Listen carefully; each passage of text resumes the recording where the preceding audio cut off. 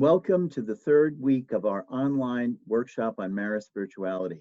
In back of me, you'll see an image of the shrine at Lourdes, which I'll mention a little later in our presentation.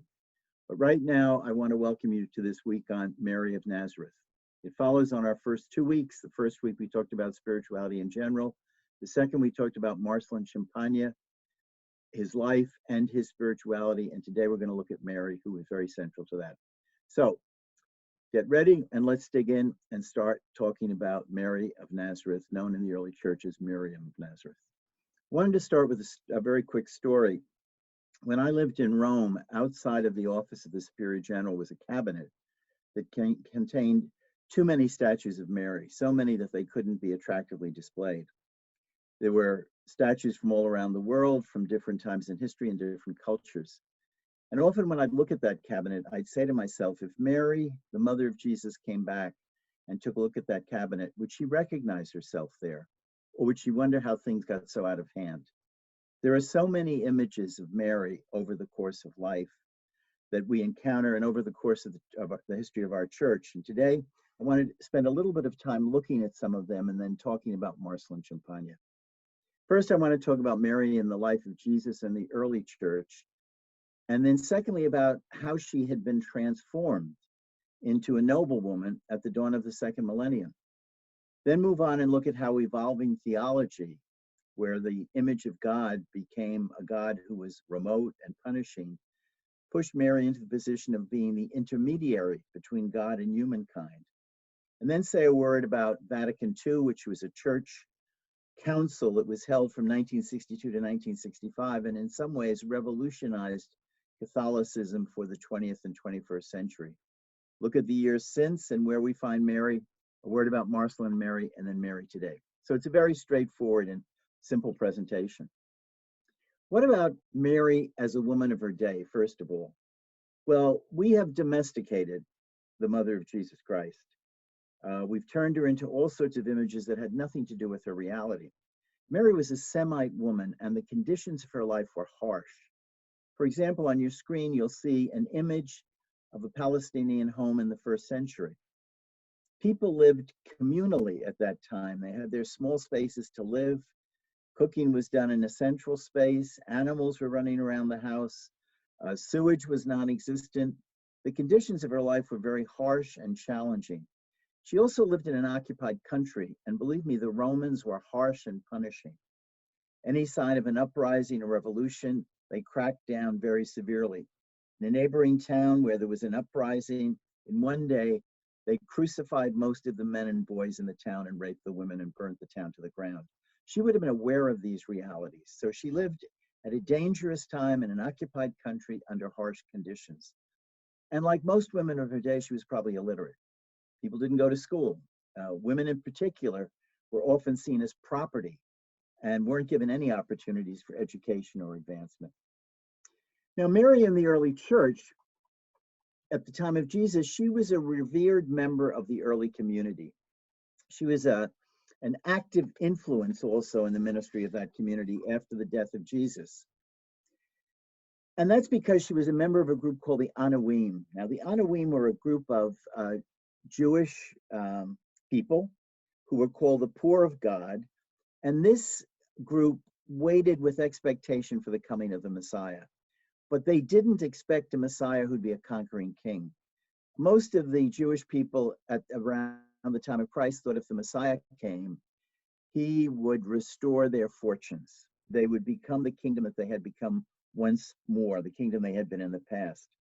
Instead, the Anawim were people who looked for the suffering servant who came, who really understood what Jesus Christ was about. They lived the spirit of the Beatitudes, those teachings of Jesus: blessed are the poor in spirit, blessed are the meek of heart, blessed are the peacemakers, and also the teachings of Matthew 25. Whatever you do to your brother or sister, you do to God. If you don't help your brother and sister, it's like cashing out on God, really not being of help there. And if you go and read the text of Matthew 25, Jesus says that's what we'll be judged on, how we took care of the poor. Also, she was honored not simply because she was the mother of Jesus, but also because she was his disciple.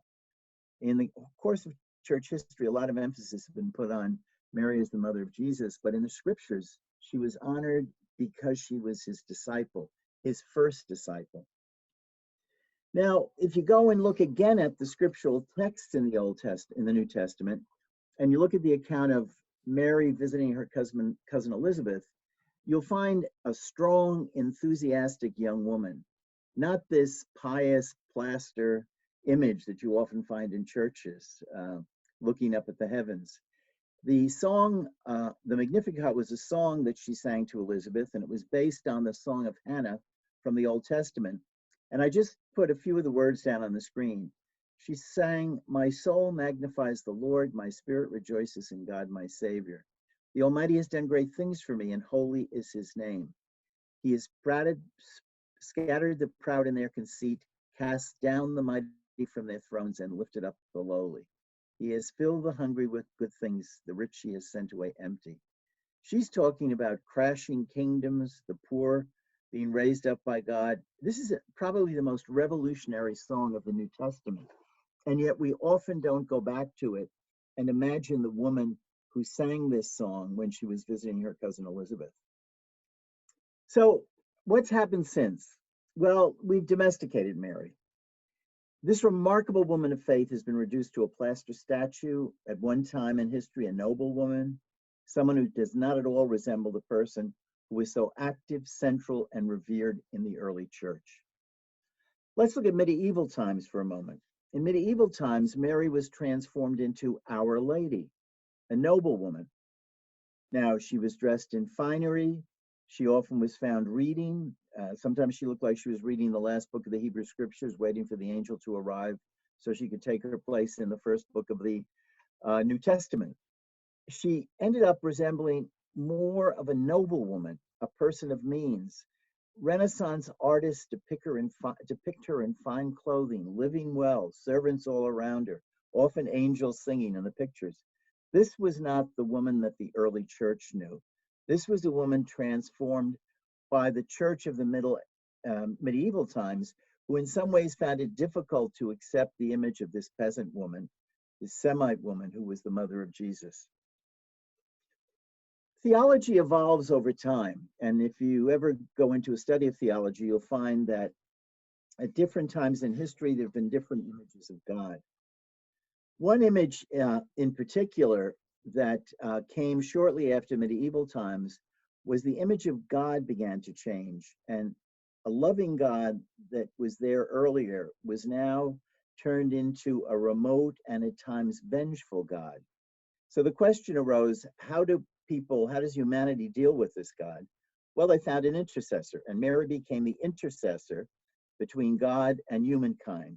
And you can see that in many novenas and prayers that were developed to have her intervene with God, hold God's right hand back. It's very much like the God that you find in the Psalms at times, talking about crashing down, etc. Mary becomes the great intercessor at her son's right hand in heaven. And people who prayed to her as the intercessor thought, well, she's the mother of Jesus. Surely she has some sway here. She hears the entreaties of her children on earth. She cooperates with Jesus. Her work is to find out the needs of her children and tell him of them. So that was another image, Mary the intercessor, which would have been there very much at the time of Marcel and Champagne. And you need to remember, Marcel and Champagne's image of Mary was shaped by the time in history he lived and the church's view of Mary and his experiences in life. Just as we said last week, his personality, his faith was shaped by experiences of his life. So also was his image of Mary. But we'll say a bit about that later, and there'll be an article posted that will help you get more information on that.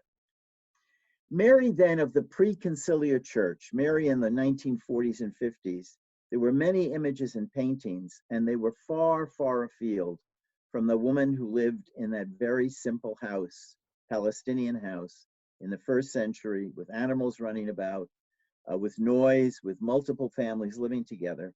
Mary was regal, larger than life, depicted in the clouds, with royalty, with members of the papacy, with nobility, etc. And some people saw Mary almost as a co-redemptrix, as someone who was almost equal to Christ in redeeming humanity. And there were many images and paintings that were developed to depict that sort of a scene. Now, that brings us to the Second Vatican Council. And the council dealt with a lot of things. If you grew up in the Preconciliar Church, and I think most people watching this did not, for Mass, if you're a Catholic, the altar faced the wall. Women religious, nuns wore these medieval costumes. There were all sorts of rituals and different ways of expressing faith. Vatican II was called by John the 23rd, who was a pope in the late 50s to the early 60s, to bring the church into the 20th century. And he said, I want to open the windows and let a breath of fresh air come in. Incidentally, in the early 1960s, while the council was underway, the Catholic Church was on the front page of the New York Times, the Washington Post, the LA Times, almost daily, because people were fascinated by this ancient institution and its project of renewing itself and bringing it into the 21st century. But at Vatican II, Mary was one of the most controversial figures. Here on the left, you have an image of Mary with a teenage Jesus. That would be an image you probably would not have seen before Vatican II. Because at Vatican II, there were two understandings. One was the biblical image of Mary, and that was Mary of the first century, the revered member of the community, the woman who was illiterate, the woman who lived in very, very simple poverty and conditions of deprivation. And then there was another view of Mary that saw her almost as the co-redeemer. Two clashing views. And there was a great deal of controversy, arguments. Actually, the vote on where to place Mary in church documents was the most controversial and the closest of the Second Vatican Council. Mary, though, was included in a document on the church. And the point of that is that she's not the co-redeemer, but rather she's the image of what the church should be, and she's an image of what it means to be a disciple. How about the years since Vatican II? Well, in the years since Vatican II, Mary's prominence among many people of faith has diminished. Again, anyone who lived prior to Vatican II knows that there were a number of Marial devotions. The months of October and May were put aside in her honor. Saturdays were considered Mary's Day. People prayed the rosary regularly. There were pilgrimages to Marial shrines. Very quickly after Vatican II, a lot of those practices began to diminish. So much so that Paul VI, who was now Pope after John the 23rd, wrote a document 10 years after Vatican II called The Cult of Mary, asking Catholics and Christians in general to really restore in some ways, in a modern way, Mary to the church. But by that time, past devotional practices had almost disappeared. How about Mary for today? Well, let's look at some fundamental concepts. Mary's closeness to God enhances her humanity. It doesn't take it away.